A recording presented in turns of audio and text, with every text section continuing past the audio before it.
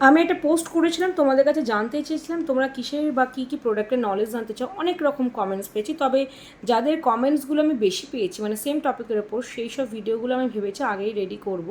আর সেটা হলো ডার্মা কালারের শেড গাইড। তো এটা অনেকে জানো, তোমরা শিখেছো ডার্মা কালার, তবুও আমার ভিডিওটা তৈরি করে রাখা যাতে তোমরা ভবিষ্যতে দেখতে পারো কোনো কনফিউশন হলে। ডার্মা সিক্সেড প্যালেট, প্রথমত কিছু জিনিস মুখস্থ করতে হবে তোমাকে, যে ডার্মা সিক্সেড প্যালেট, এটা ক্যামাফ্লুয়েজ ক্রিম, এটা ডার্মা কালার প্যালেট। অনেকে ক্রায়লন স্পেলিংটাই আমার কাছে ভুল লিখে পাঠাও। হ্যাঁ, এগুলো শিখতে হবে। আর যেটা শিখতে হবে, সিক্সেড প্যালেটের নাম কি, এটা ব্রাইডাল প্যালেট। আর শেডের নাম D4, D4.5, D5, D64, DFD, DJ2। যারা বিগিনার্স থেকে প্রো বা প্রফেশনাল হয়ে যায় তারা কিন্তু মিক্স অ্যান্ড ম্যাচ করে কাজ করে, কিন্তু বেসিক আমাদের জানা দরকার কোন শেড কোন স্কিনের জন্য। কারণ আমিও তোমাদের মতো বিগিনার্স ছিলাম, আমি যখন প্রথম শুরু করেছিলাম শেখার পরেও আমার কনফিউজ হতো কোনটা কোন স্কিনে দেওয়া যায়, কারণ তখন তো এক্সপেরিমেন্ট করা যায় না, কারণ ক্লায়েন্ট কখনো এক্সপেরিমেন্টের জায়গা নয়। তার আগে ভিডিওটা সেভ করে রাখো, শেয়ার করে রাখো, তোমাদের কাজে লাগবে। D4 মাথায় রাখবে ফেয়ার স্কিন টোনের জন্য, আমাদের যে ইন্ডিয়ান ফেয়ার স্কিন টোন তাদের জন্য D4। তার থেকে একটু ডার্ক হলে D4.5। তারপরে তুমি D5টা ডার্ক স্কিন টোনে অ্যাপ্লাই করতে পারবে। D64 আমাকে নিশ্চয়ই দেখো উইদাউট মেকআপে, আমার যেন মিডিয়াম স্কিন টোন, সেই স্কিন টোনে তুমি D64 বেস হিসাবে একদম চোখ বন্ধ করে ব্যবহার করতে পারো। DFD এটা কিন্তু ডার্ক স্কিন টোনের জন্য। DJ2 এটাও কন্ট্যুর শেড বলতে পারো। তবে হ্যাঁ, কিছু কিছু নাম্বার তোমাদের বলে রাখছে, কন্ট্যুর শেডস এক্স্যাক্টলি ডার্মার হচ্ছে D16, D16, D16। তবে ফেয়ার স্কিন টোনে কাজ করতে গেলে অত ডার্ক কন্ট্যুর লাগে না, অত ডার্ক কন্ট্যুর শেড লাগে না, তখন তোমরা DJ2 ব্যবহার করতে পারো। আমি যেমন আমার medium to fair skin tone, আমি কিন্তু DJ2 অ্যাজ এ কন্ট্যুর হিসেবে ব্যবহার করতে পারি, বা আমার সেটা অ্যাডজাস্ট হয়ে যায়। যাদের ডার্ক স্কিন টোন তাদের কিন্তু এর থেকেও আরও ডার্ক টোনের কন্ট্যুর ব্যবহার করতে পারে, তখন তোমরা D16 ব্যবহার করতে পারো। আরও একটা নাম্বার বলি, ডি আইভরি, যেটা এই প্যালেটে নেই। ডি আইভরি হচ্ছে আই বেস করার জন্য, বা ফেয়ার স্কিন টোন তাদেরকে হাইলাইট করবে কী দিয়ে। সাপোজ ধরো D4 দিয়ে বেস করেছো, আমাদের ক্রিম হাইলাইট করতে গেলে কি থিওরিটা জানি যে যার যা স্কিন টোন তার থেকে ফেয়ার স্কিন টোন দিয়ে ক্রিম হাইলাইট করতে হয়। তো সাপোজ ধরো D4 দিয়ে তোমরা বেস করলে, তাহলে কী হবে, ডি আইভরি দিয়ে তোমরা হাইলাইট করবে। আমি যেমন D64 আমার বেস স্কিন টোন, আমি হাইলাইট করি D4 দিয়ে, কারণ তার থেকে ফেয়ার আর কন্ট্যুর করি DJ2 দিয়ে। সো আশা করি নলেজটা পেলে। এর থেকেও যদি আর কিছু জানতে হয় তোমরা জানাবে।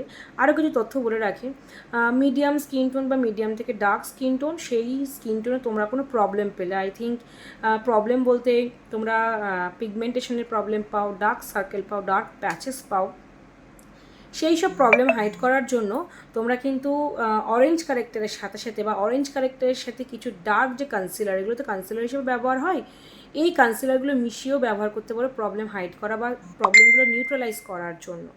দেখবে তোমরা ভালোভাবে কাজ করতে পারবে। আর একটা মজার বিষয়, এই যে DJ2টা আমরা কি করি, আমরা ডার্ক স্কিন টোনে ফেয়ার স্কিন টোনে কন্ট্যুর করছি, আর মিডিয়াম টু ডার্ক স্কিন টোনও এটা কন্ট্রোল হিসেবে চালাচ্ছি। কিছু কিছু স্কিন টোন আসে খুব কালো, তারপরে কালো প্যাচেস থাকে, সেই সমস্ত জায়গায় DJ2 দিয়ে তোমরা কিন্তু কনসিলিং করতে পারো, প্রবলেম নিউট্রালাইজ করতে পারো। তারপরে তার থেকে 1 টোন ফেয়ার মানে D64 দিয়ে তোমরা কিন্তু তার বেস কালার করতে পারো কালো স্কিন টোনের জন্য। এই থিওরিগুলো খুব ভালো করে মেনে চলবে, দেখবে ডার্মা দিয়ে প্রত্যেকে কাজ করতে পারবে। আর আমি বললাম আর একবার, D4 ফেয়ার স্কিন, তার থেকে একটু লাইট হলে D4.5, ডার্ক হলে D5, DFD, medium skin tone হলে D64, মিডিয়াম টু ডার্ক হলে D64, D5 মিশিয়ে তোমরা কাজ করতে পারো। DJ2 contour shade, normal shade, আর একটা D30 অ্যান্ড D34 আছে, যেটা আমি 12 সেট প্যারে তোমাদের নলেজ দেবো। ওগুলো অরেঞ্জ কারেক্টার, একটা রেডিশ অরেঞ্জ কারেক্টার আছে, আর একটা নর্মাল অরেঞ্জ কারেক্টার আছে। এই গেল প্যালেট। এবার আমি তোমাদের একটু আমার প্যালেটটা দিয়ে তোমাদের একটু দেখিয়ে দিই। এই হচ্ছে আমার প্যালেটটা। প্যালেটের অবস্থা বুঝতেই পারছো। দেখো আমি যেটা ব্যবহার করি সবচেয়ে D64, যেটা আমার বেশি ব্যবহার হয়েছে। আমি প্রত্যেকটা তোমার শেডস একটু শেডস আমি সোয়াচেস দিয়ে দেখিয়ে দিচ্ছি। দেখো এটা ফেয়ার স্কিন টোন, তাই তো আমার স্কিন টোন থেকে ফেয়ার, যেহেতু আমার মিডিয়াম স্কিন টোন তাই তোমাদের বোঝাতে সুবিধা হচ্ছে। তারপরে আমি D4.5 দিচ্ছি। D4.5 দেখো তার থেকে একটু কী হচ্ছে, একটু ডার্ক হয়ে যাচ্ছে। তারপর D5 দিচ্ছি, এটা দেখবে বেশ ডার্ক, আমার স্কিন টোন থেকে দেখা যাবে ডার্ক। দেখো আমার স্কিন টোন থেকে ডার্ক দেখাচ্ছে এটা, আশা করি বুঝতে পারছো। নেক্সট আমি তোমাদের দেখাচ্ছি D64, যেটা আমার সবচেয়ে বেশি শেষ হয়েছে। D64 এটা একদম আমার সেম স্কিন টোন, এটা একদম আমার সেম স্কিন টোন। তারপর আসি DFT, এটাও ডার্ক স্কিন টোনের জন্য। এই যে DFT দেখো আমার স্কিন টোন থেকে ডার্ক দেখাচ্ছে। আর সবার লাস্টে DJ2, এটা আমি দিচ্ছি কোথায়, একদম এখানে দিয়ে, আমার হাতে আর জায়গা নেই। দেখো DJ2 আমার স্কিন টোন থেকে অনেকটা ডার্ক। তো দেখো আমি প্রত্যেকটা জিনিস দেখালাম, সবচেয়ে দেখো কোনটা আমার স্কিনে সবচেয়ে ভালো ব্লেন্ডিং হচ্ছে। দেখো D64 দেখো আমার স্কিনের সাথে মিশে গেল, তাই না? তার মানে এটা আমার সেম টোন।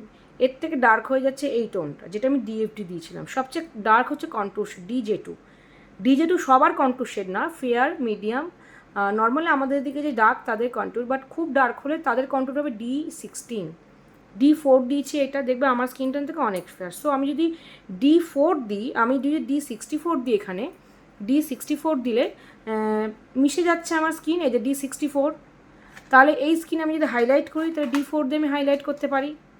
দেখো হাইলাইট হলো, তাই না? আমি যদি কন্ট্যুর করি তাহলে কন্ট্যুরিং হলো। সো আমরা বেস কালারের সাথে হাইলাইট করি তার থেকে ফেয়ার, এবং কন্ট্যুর করি আমাদের বেস থেকে ডার্ক শেড। এই হচ্ছে টোটালটা। আমি জানি না আমি কী বোঝাতে পারলাম। যে যেটুকুই বোঝো না কেন, যাদের কাছে প্যালেটটা আছে, একটু খুলে বসে, মানে প্যালেটটা একটু খুলে তোমরা আমার এই ভিডিওটা দেখো, আশা করি একটু কিছু শিখবে।